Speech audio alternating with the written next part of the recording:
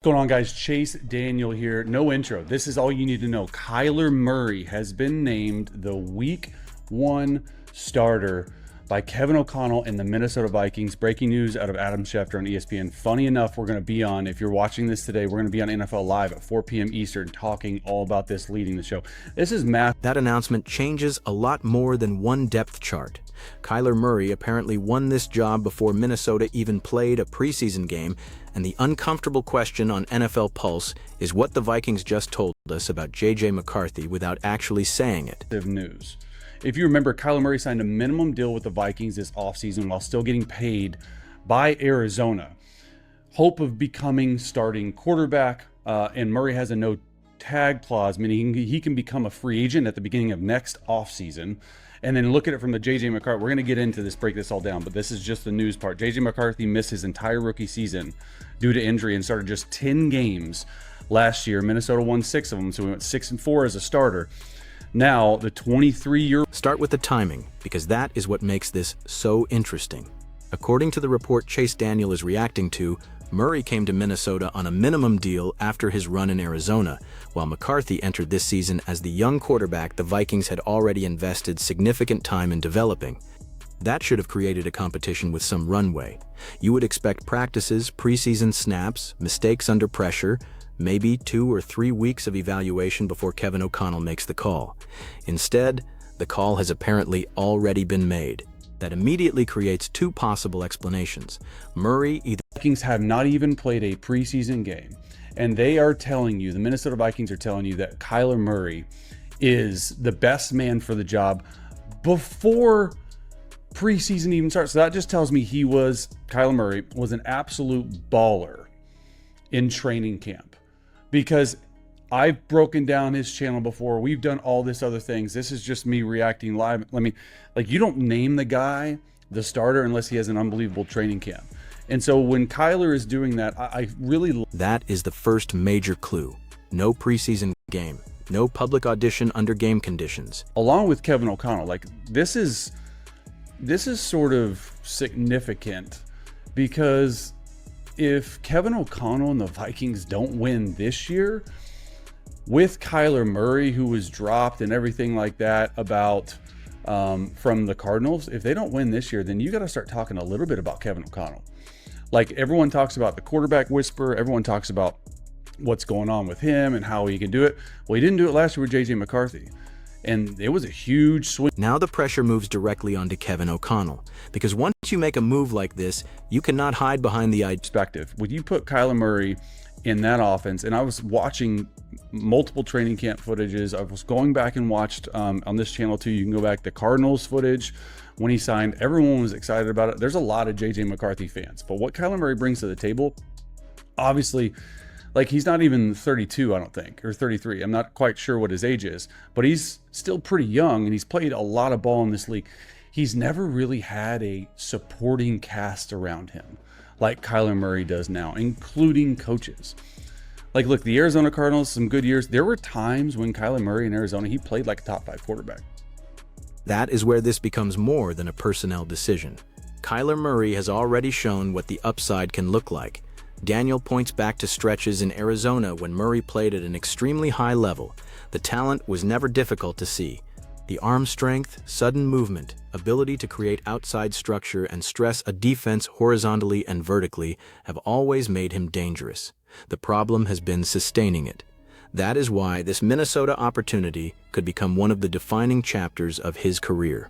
He is walking into a situation that, based on Daniel's description, offers something Arizona did not consistently provide at the same level. An offensive-minded head coach with a strong reputation, elite receiving talent at the top of the depth chart, and a roster that expects to win. That strips away excuses. If Murray produces, the argument will be that environment mattered more than people admitted. Maybe the player did not suddenly transform. Maybe the ecosystem around him finally matched what he needed. But if the same inconsistencies follow him to Minnesota, the evaluation gets much tougher. That is the tension around veteran quarterbacks getting a second major opportunity. We have already seen what they can do, so expectations are different. Nobody needs Murray to prove that he has NFL ability. That part was settled years ago. The question is whether he can play disciplined, winning football for an entire season when the organization around him is giving him a legitimate chance to stabilize his career. And there is another layer here. Minnesota cannot simply drop Murray into the exact offense designed for a different quarterback and expect the best version of him to appear. O'Connell has to meet him halfway. That is where the next clip matters. Because when you look at it, Kevin O'Connell wants to be under center, wants to be multiple, like Kirk Cousins. 2023 was really good before he got hurt. All that stuff, under center, play action. That's not what Kyler likes. And I was actually seeing there was a Twitter page. I'm not exactly sure, but if you're out there, you know who it is. A Twitter page that broke down percentage of under center snaps and percentage of shotgun snaps at training camp practice. JJ McCarthy was under center way more than Kyler Murray. They put Kyler Murray in the pistol and the gun, so they're going to have... That detail could tell us more about Minnesota's plan than the depth chart announcement itself. Daniel says the practice usage he saw showed McCarthy taking substantially more snaps from under center, while Murray was being used more from pistol and shotgun. If that observation reflects the Vikings' broader approach, then O'Connell is not asking Murray to pretend he is a different quarterback. That is smart coaching. Some offensive systems become too attached to their own identity. The coach has a preferred menu, the quarterback arrives, and the quarterback is expected to fit into it exactly.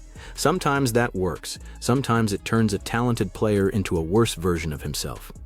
The better approach is usually to ask which concepts preserve the structure of your offense while allowing the quarterback to operate from the positions where he processes and moves most comfortably. With Murray, shotgun and pistol can help him see the field immediately, use his mobility, and incorporate quarterback movement without forcing every run and play-action concept to begin from traditional under-center mechanics.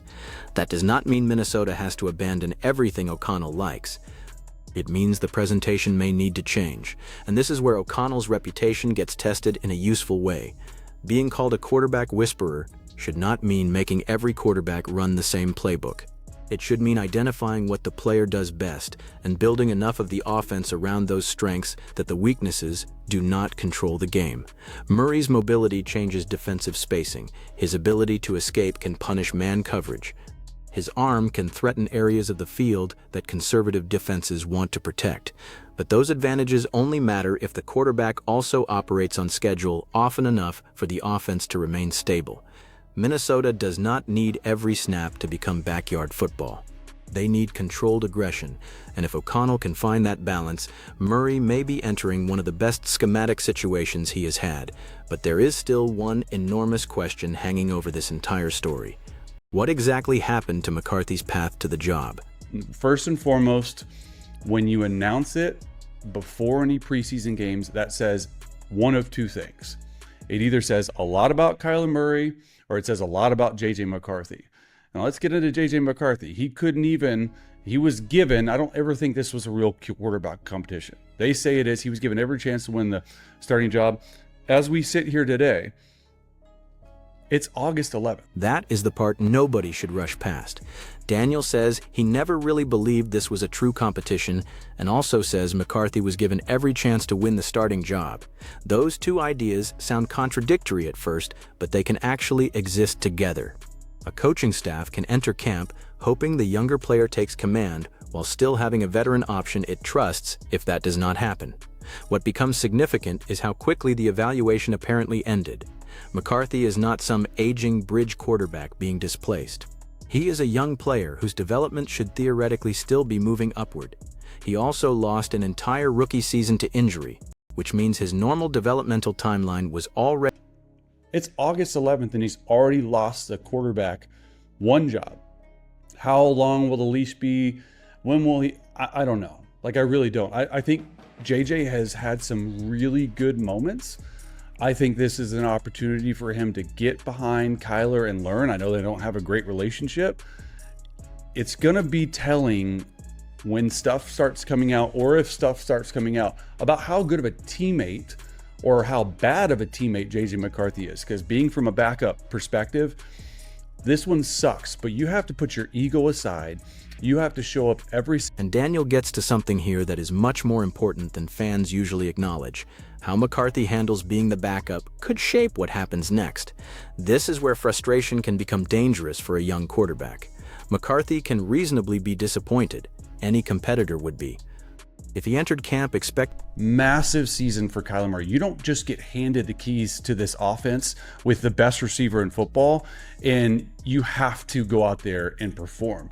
Because to be honest with you, if he goes out there, craps the bed, and doesn't look good, like this is going to be one of those things where you're going to be looking at Kyler being like, okay, he's a bust. Maybe not a bust, but he's done. His career's done. Bust is a lot, but his career's done. Like, I don't think he gets a third. Now we get to the highest stakes part for Murray.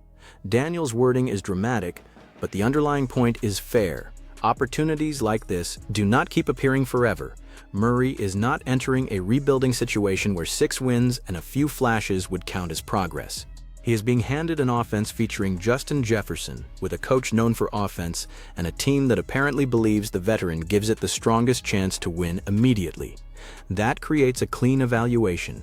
Can he be efficient when he does not have to create everything himself? Can he protect the football when defenses disguise pressure? Can he convert third downs without relying on scramble drills? Can he stay healthy enough for the offense to build continuity? Can he consistently take the easy completion when defenses are terrified of Jefferson beating them over the top? Those questions matter more than highlight throws. We already know Murray can produce spectacular plays. The career-changing question is whether Minnesota can get the ordinary plays from him with enough consistency that the spectacular ones become a bonus instead of a requirement. That is what separates exciting quarterback play from sustainable quarterback play. And the Vikings have every incentive to find out quickly, because this decision is not only about 2026. Daniel mentions Murray's contract situation potentially giving him flexibility after the season. If Murray plays well enough, the Vikings could suddenly find themselves having rehabilitated the value of a quarterback who may have choices. That creates leverage. And miss with J.J. McCarthy as named the starter. Now they're going to have another chance with Kyler Murray. If Kyler Murray doesn't work out, then you have to really start thinking some things that is KOC the quarterback whisperer. I mean, look, I think he's a great offensive mind. I really do. But when you look at it, man, it's going to be interesting. Now let's break it down from an offensive. So now we can finally answer the larger question this announcement creates. What does naming Kyler Murray the Week 1 starter really mean? It means Minnesota is choosing the present over the developmental timeline, not permanently, not necessarily as a rejection of McCarthy. But for the opening of this season, the Vikings apparently looked at their roster and decided they were not willing to sacrifice games while waiting for the younger quarterback to prove he was ready. That tells us how they view the window. Justin Jefferson is already one of the so fast to give up on a guy. But when he's going out there and he's doing these things and he's doing these opportunities, and we've heard stories about JJ, like I think he's a great guy, but there's a lot of questions right now with what happens with JJ McCarthy. I think that's the biggest question mark out of all this. We can talk about what it means for Kyler Murray. Does JJ McCarthy get traded? Do they believe enough in Carson Wentz to be the backup? I mean, all these things come into question. And that brings us to the decision Minnesota may eventually be forced to make. Should McCarthy be traded? Right now, that feels premature. If the Vikings still believe he can develop, there is value in keeping 2 quarterbacks they trust. Injuries happen. Murray's playing style exposes him to movement outside the pocket. A long NFL season can change a depth chart in one afternoon. Carson Wentz being in the room adds another layer, but veteran backup experience is not the same thing as possessing a young quarterback the organization once expected to lead the franchise. Trading McCarthy now would also mean selling after his value has potentially been weakened by losing the starting job. That is rarely when teams get